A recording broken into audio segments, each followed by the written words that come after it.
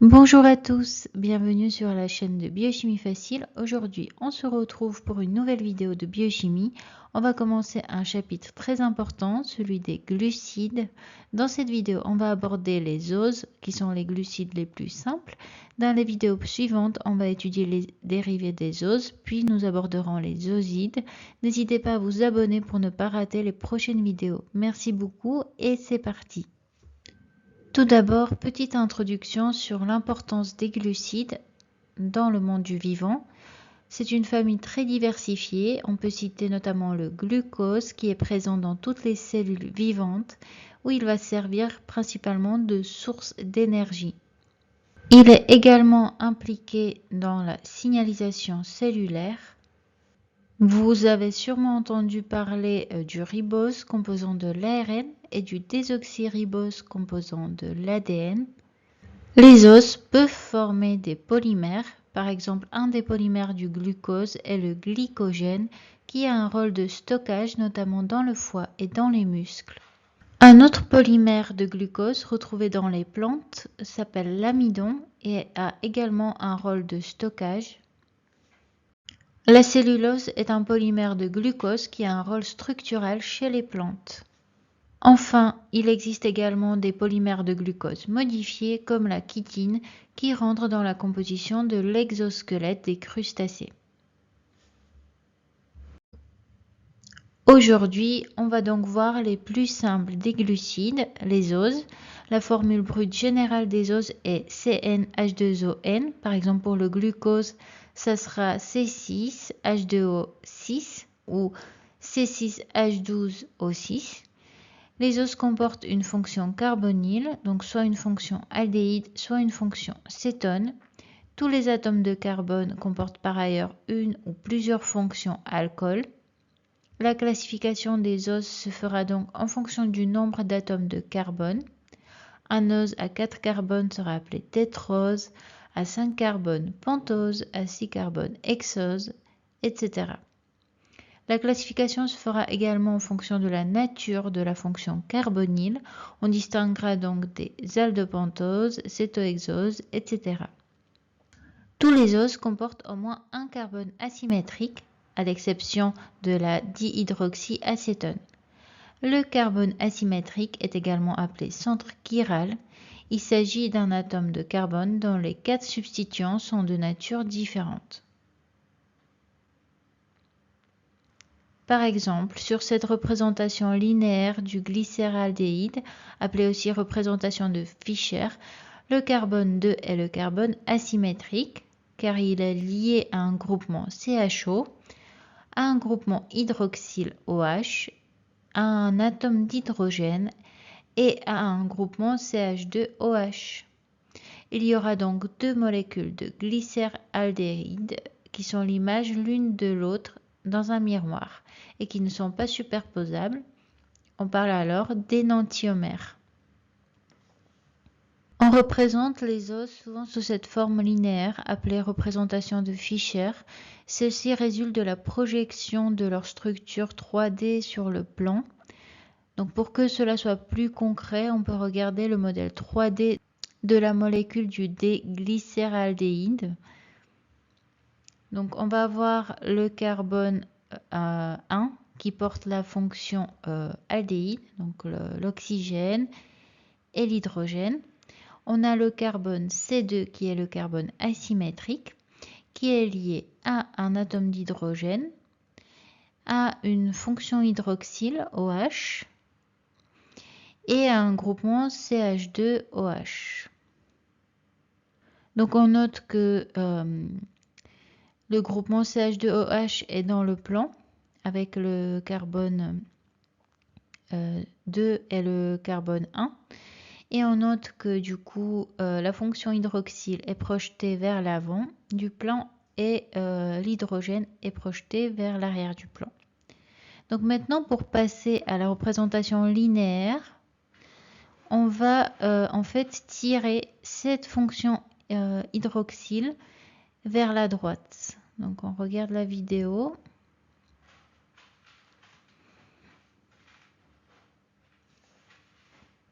Voilà. Et donc la fonction hydroxyle se retrouve à droite, vers l'avant, l'atome d'hydrogène à gauche, vers l'avant, le carbone 1 vers l'arrière et le groupement CH2OH vers l'arrière également. Donc ça va nous donner cette projection-là. Dans cette représentation linéaire, le squelette carboné est vertical, avec la fonction la plus oxydée orientée vers le haut, et les fonctions hydroxyles sont orientées à l'horizontale et peuvent pointer soit à droite, soit à gauche de l'axe vertical. On va donc avoir du D-glycéraldéhyde et le L-glycéraldéhyde. Ces deux molécules sont, comme nous l'avons déjà vu, des isomères optiques ou énantiomères. Pour les oses, les lettres D et L indiquent la série à laquelle appartient l'ose en question. La série elle est déterminée par rapport à l'orientation du groupement hydroxyle OH attaché au dernier carbone asymétrique. Dans l'exemple du glycéraldéhyde, il s'agit du carbone numéro 2. Si dans la représentation de Fischer, le groupement OH est orienté à droite, alors il s'agit de la série D. Si ce groupement est orienté à gauche, alors l'ose va appartenir à la série L. Il faut noter que la plupart des oses naturelles sont de la série D. Et on note également que la série D et L n'indiquent pas le pouvoir rotatoire d'un ose, qui lui est noté D ou L minuscule ou encore plus-moins. Maintenant, on va passer rapidement en revue les principaux oses à connaître. Parmi les aldoses, donc les oses avec une fonction aldéhyde au niveau du carbone C1, on va noter le glycéraldéhyde, l'érythrose, le tréose. Et ensuite, le ribose, le xylose, le glucose, le galactose, le mannose et l'arabinose. Alors, ce qui est souvent demandé, ce sont les épimères de glucose. Un épimère est un isomère qui ne diffère que par la configuration d'un de ses carbones asymétriques. En particulier, le mannose est l'épimère du glucose en C2, avec la fonction hydroxyle qui est orientée à gauche. Et le galactose est l'épimère du glucose en C4 avec la fonction hydroxyle orientée à gauche. Parmi les cétoses, les plus importants à connaître est la dihydroxyacétone qui a la particularité de ne pas posséder de carbone asymétrique. Et bien sûr le fructose qui est un exose très important, présent notamment dans les fruits et qui en se liant au glucose va former le saccharose. Mais on verra ça dans une prochaine vidéo. Pour terminer cette vidéo, on va aborder la cyclisation des oses. Il faut savoir que naturellement, les pentoses et les hexoses adoptent majoritairement une structure cyclique que l'on représente sous forme de représentation de Haworth. La cyclisation est possible grâce à une réaction intramoléculaire entre la fonction alcool du carbone N-1 et la fonction carbonyle. Cette réaction est appelée hémiacétalisation intramoléculaire. Elle permet notamment la création d'un nouvel carbone asymétrique, le C1 pour les aldoses et le C2 pour les cétoses, qui deviennent asymétriques et que l'on appelle carbone anomère ou carbone anomérique. Deux configurations sont alors possibles pour ce carbone anomérique, la configuration alpha et la configuration bêta. Par ailleurs, le cycle peut être un cycle à 5 atomes de carbone. Dans ce cas, il va s'appeler pyranose, ou bien un cycle à 4 atomes de carbone qui est appelé furanose.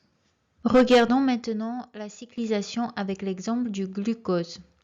On dessine d'abord la représentation de Fischer, qui est donc la représentation linéaire du glucose. Et donc dans la représentation sous forme de cycle pyranose, tout ce qui était à droite, dans la représentation de Fischer, va passer en bas. Donc par exemple, le groupement hydroxyle attaché au carbone 4 était à droite. Et donc dans la forme cyclique, il va passer en bas. La même chose pour le groupement hydroxyle du carbone 2 qui était à droite, qui passe en bas.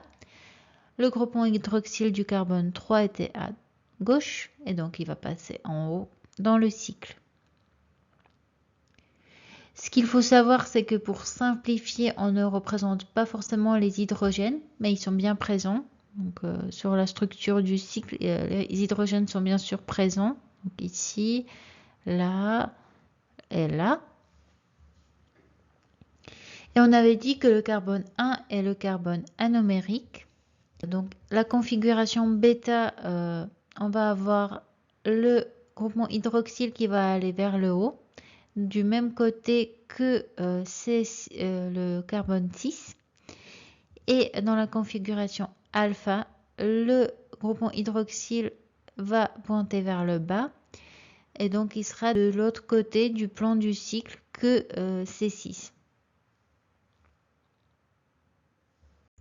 Dans une solution de glucose, on va donc avoir la coexistence de trois formes, deux formes cycliques et une forme linéaire.